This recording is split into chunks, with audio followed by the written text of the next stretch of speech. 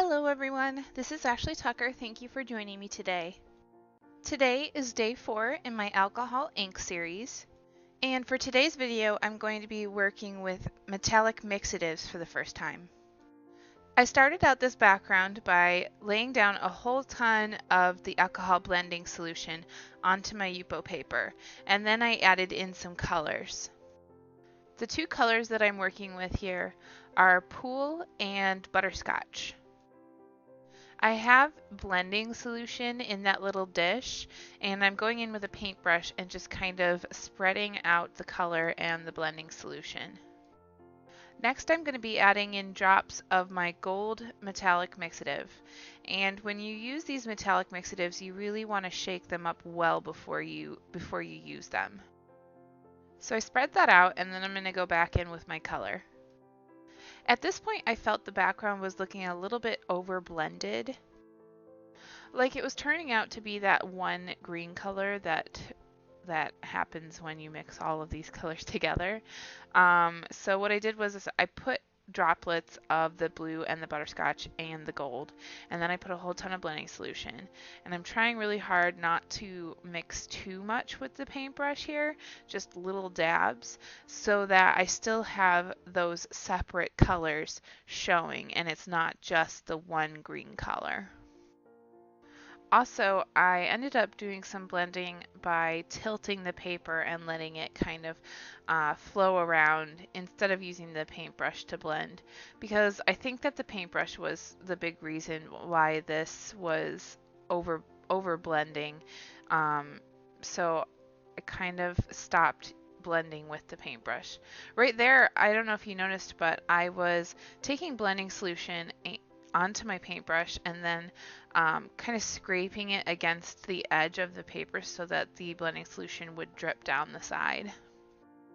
Once I was happy with that, I did go in with little splatters of the blending solution to add some texture. The gold mixative that I used on this background ended up being pretty subtle. You can see it if you're really looking for it, but it's definitely not pronounced, and I think that's because of the way that I was blending it. So with this next one, I'm going to try and make the mixative a little bit more pronounced.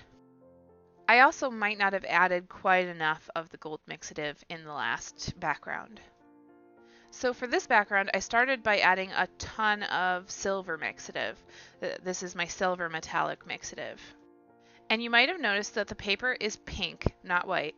And that's because I had done a background on this piece of Yupo paper already, and I didn't like it. So I went over it with alcohol and cleaned it off so that I could restart.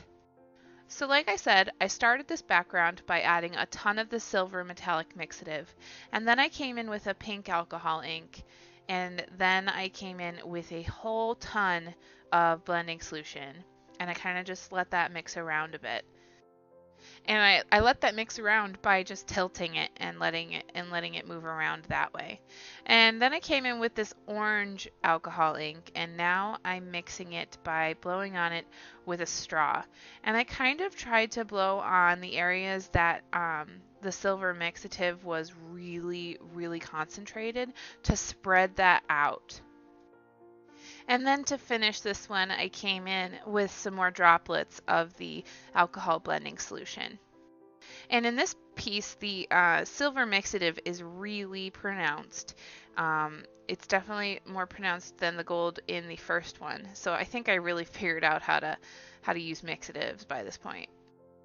Okay, so to put some cards together, I started out by stamping a whole bunch of flowers.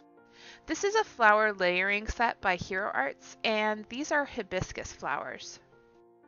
So I'm using Distress Oxide ink to do all of the stamping for these flowers.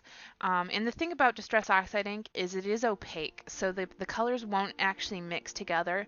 They'll just kind of lay on top of each other. Right here, I'm noticing a little mistake on my stamp package. It's supposed to have a little guide there and show you what the 4 stamps added together equal, but the image that it has all of the stamps equaling is actually one of the stamps that it has you adding together. So that's a little mistake on the packaging. Anyway, so the reason I chose to use Distress Oxide inks on this is actually mostly because I own a lot of Distress Oxide inks, and I don't own a lot of other inks that would work well with this. I do know that Altenew sells inks that are specifically made to be really good with layering sets because they sell like a light and a medium shade and a dark shade that go really well together. So if I had my choice of any kind of ink to use for these, I would choose those, but I don't own any of them yet. Hopefully I'll eventually get some. Okay, so let me let you guys in on a little secret of mine. I have never used a stamp layering set before, ever. And I've owned some for quite a while. I just never used them because I always found them a little intimidating. But actually I found this really fun and it wasn't that difficult at all. To put together my first card, I trimmed down the background panel that I created, the green one, and I used my ATG gun to adhere this piece to a card base. And then I'm going to pop up a white panel on the top. I took my ATG gun and I went along the very bottom edge of the white panel, and I'm going to start placing my leaves and flowers. I don't show it in the video, but for some of these flowers that hang off the side a little bit, I do slide a piece of foam tape underneath the edge of them so that they are a little bit more sturdy. And then for this orange flower that's going in the middle, I end up popping that up to give it a little bit more dimension.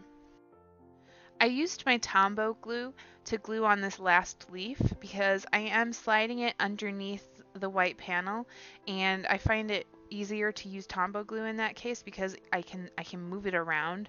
If I used my ATG gun, it would get caught and I wouldn't be able to slide it under as easily. I die cut this sentiment, which says thanks, out of some black cardstock, and then I'm going to use my tweezers to place that. And I just used my Tombow glue to glue that on there. And after that, I'm going to go over the whole thing with some glossy accents. I added a few clear sequins up in the white area, and I actually just used my glossy accents to glue that on. I put a little bit of glossy accents underneath them, and then I also filled the little cup with the glossy accents. For the second card, I took the second piece, which I cut from the green panel that I created, and I adhered it to the top of a card base. I'm then going to use an embossing folder to give a piece of white paper a little bit of texture, and then I'm going to cut that down and pop it up along the bottom of the card base. I cut a really thin piece of gold paper, and then I'm going to use my Tombow glue to glue that strip right along the edge of the white panel. Next, I'm going to take my Tombow glue again, and I'm going to glue this little flower in the upper corner of the white panel, hanging off the edge a little bit.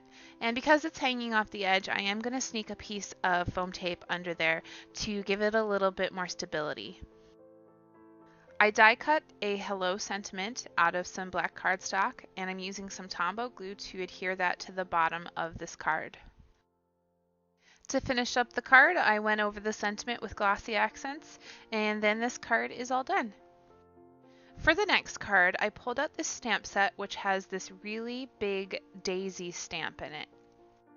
I'm using my Misty tool to stamp this onto some Bristol smooth paper, and I wanted to use my Misty tool so that I could stamp it multiple times. It is a very large stamp, so I knew that it was very possible for some of it to not get stamped the first go around, and I did end up stamping it twice. I used my Arteza markers to color in this stamp, and I'm actually going to speed up the coloring quite a bit because this video is already going to be very long, so if I didn't speed up the coloring, you'd be here for a while. When I put this video on my computer to edit it, it was 3 hours long. So I had to really work hard to whittle that down to a more reasonable length. The coloring that I did for these flowers is pretty simple. It's not too difficult. What I did was I started with the petals. I put the color at the base of the petal, and then I used my water brush to blend it out to the ends of the petals. I find Arteza markers to be very easy to use. I feel like anybody could do well with these markers. And they're a really great option for if you can't like afford Copics.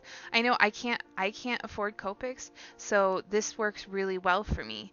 And even if you have Copics, I still would recommend these. These are a really great option for just something different to use. I did a few highlights with my white gel pen, not a whole lot. I did a couple and then I was like, it doesn't need it. So I didn't do more. And then I cut these out and I ended up cutting the stems of these out because for the card that I'm making, I didn't want the stems.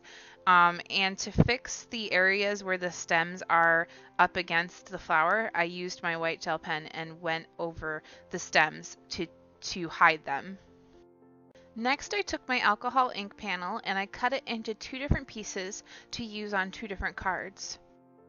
So I took the bigger piece and I glued that onto the top of a white card base, and then I noticed that the edge was hanging off just a little bit, so I used my scissors to just trim the edge so that it was flush. Next, I popped up this white panel on the bottom edge. Next, I'm going to take the daisies that I just colored in, and I'm going to pop those up with some foam tape right on the white panel. At this point, I realized I really wanted to stamp my sentiment onto the white panel, which would have been a whole lot easier to do before I glued it onto the background with some foam tape. But luckily, I stamped it on there and didn't have any issues. I went over the flowers, the petals of the flowers, and the sentiment with my Wink of Stella to give it a little bit of sparkle, and then this card was done.